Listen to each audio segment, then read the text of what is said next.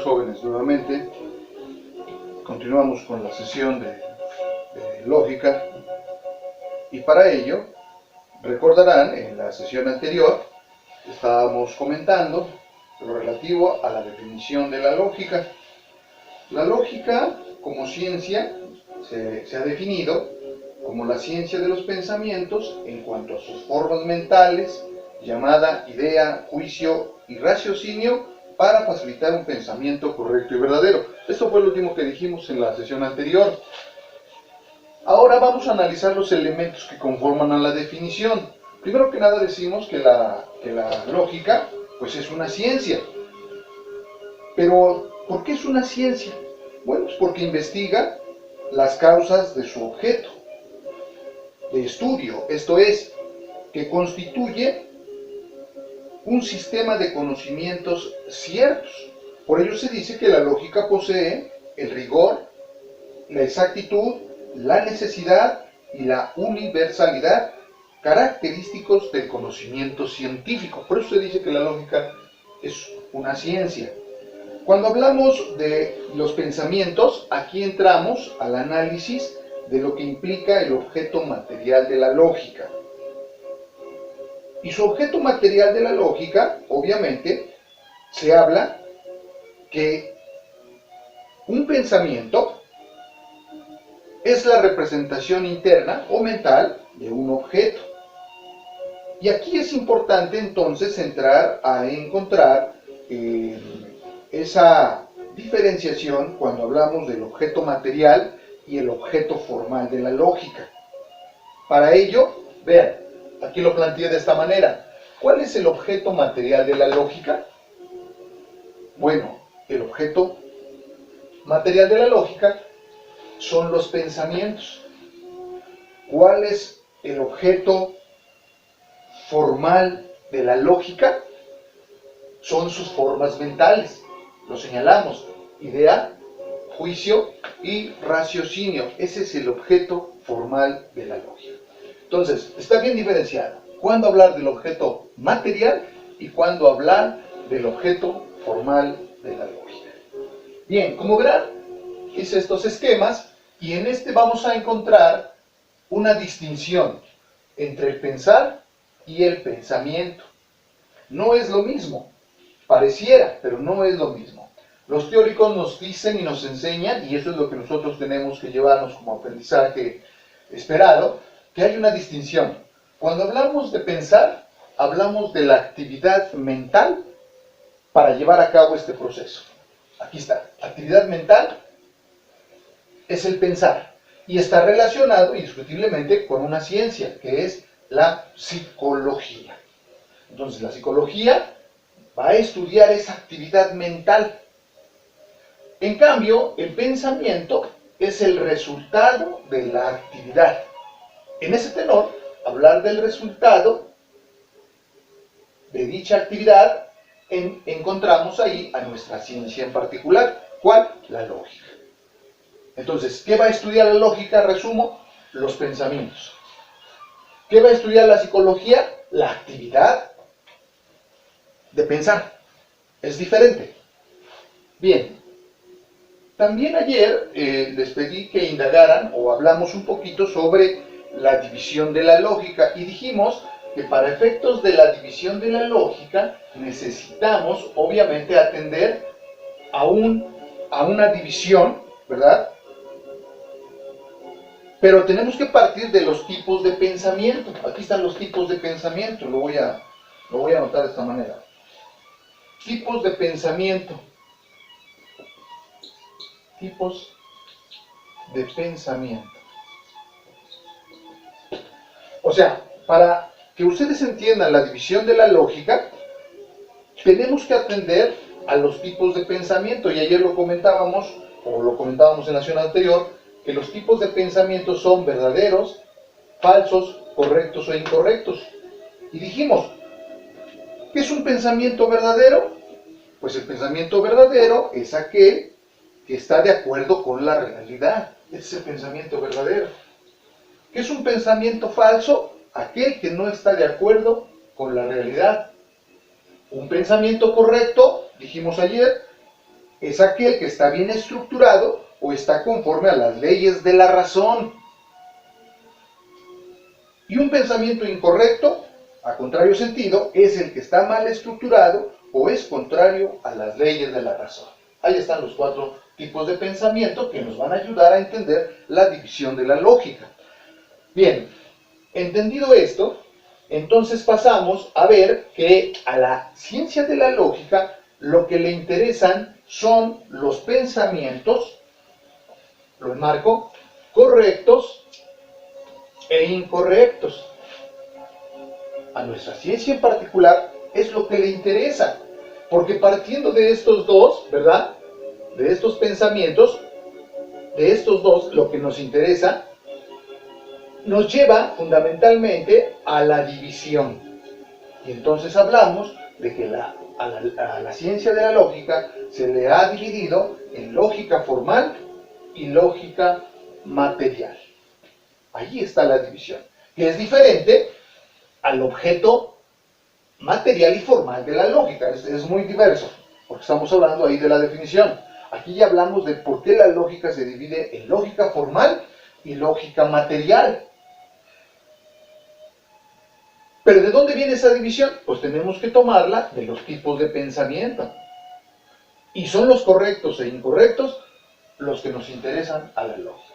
Entendido así, vamos a tratar de explicar ahora la lógica material y la lógica formal. Bien, tome algunas ideas de nuestros autores y nos dicen que la lógica formal, pues obviamente va a estudiar las condiciones para que el pensamiento sea correcto. Es decir, que sea congruente con su estructura. Lo explicaremos en unos momentos más. Y la lógica material, fíjense, va a analizar las condiciones para que un pensamiento sea verdadero. Entonces, a la lógica formal le va a interesar, ¿verdad?, estudiar esas condiciones para que el pensamiento sea correcto, y a la lógica material estudia las condiciones para que el pensamiento sea verdadero. Es decir, de conformidad entre lo pensado y la realidad. Ejemplo, vamos con el ejemplo. Aquí vamos a encontrar un ejemplo, ¿verdad? Un ejemplo, pero de la lógica formal. Y aquí vamos a encontrar un ejemplo de la lógica material. Lo explicamos así. Vean. Vamos a analizar esta proposición. Todo niño es menor de edad. Es una proposición o enunciado, lo vimos aquí en el juicio, ¿verdad? El juicio, ¿cómo se expresa? En una proposición o enunciado, así lo señalamos. En ese tenor, aquí están 3 proposiciones. Una, todo niño es menor de edad. Toda niña es menor de edad. Luego, toda niña no es niña. Si atendemos a la división formal de la lógica, tratamos de estudiar únicamente que ese pensamiento sea correcto o incorrecto, nada más. Para ello, vale la pena señalar que una primera ley de la razón dice que 2 proposiciones afirmativas no pueden dar una conclusión negativa. En este sentido, observen, todo niño es menor de edad, es afirmativa. Toda niña es menor de edad, es afirmativa. La conclusión, que no deja de ser una proposición, luego, toda niña no es niño, es negativa. Conforme a esta ley de la razón, que 2 proposiciones afirmativas no pueden dar una conclusión negativa, nos lleva a que este tipo de pensamiento, vamos a ponerlo así, es un pensamiento incorrecto. Aunque es un pensamiento verdadero. ¿Sí quedó claro? ¿Por qué es un pensamiento incorrecto y por qué es un pensamiento verdadero? Porque si atendemos a la conformidad entre lo pensado y la realidad, es cierto, es verdad, damos por hecho que toda niña no es un niño.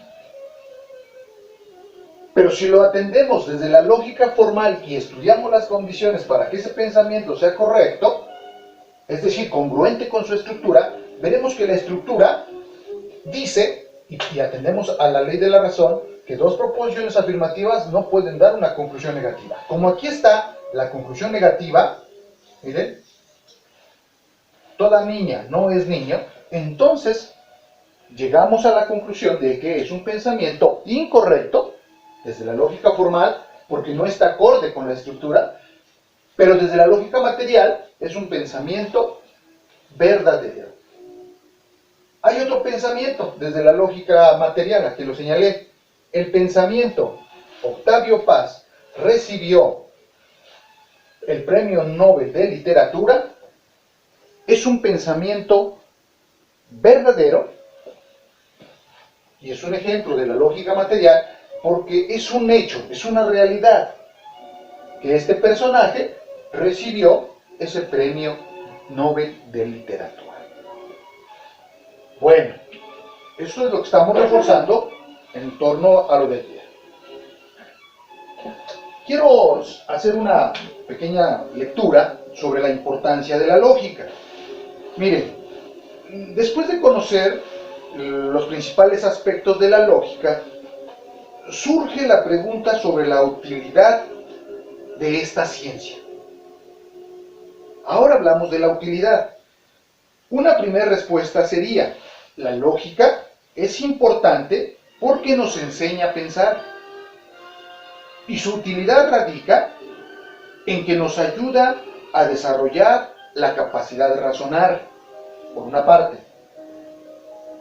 Por otra parte, sin embargo, existen otras razones que la hacen valiosa, como por ejemplo, proporciona las herramientas para resolver los problemas que surgen en torno al pensamiento, facilita el paso de la simple opinión sobre las cosas a tener un concepto bien estructurado y claro de ellas, indica cómo puede elaborarse un pensamiento a partir de otro y lograr que sea correcto y verdadero, señala cómo fundamentar racionalmente nuestras ideas y evitar el error, ayuda a caracterizar las bases del conocimiento científico, etc. Hay razones.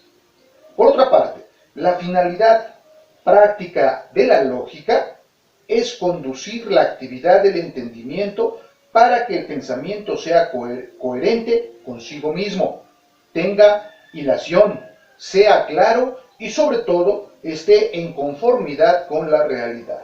En otras palabras, la lógica establecerá las condiciones para que la mente,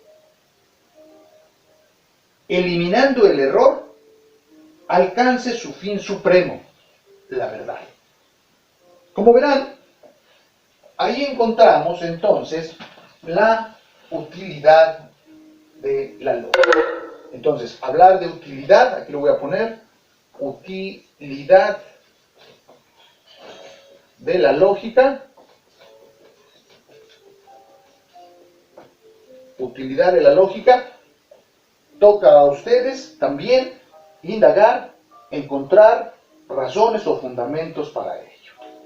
Ahora voy a señalar lo relativo a la relación de la lógica con otras ciencias y que solicito las indaguen para que en las siguientes sesiones podamos seguir dialogando sobre ello. Bien, la lógica tiene relación con otras ciencias, con muchas ciencias en particular.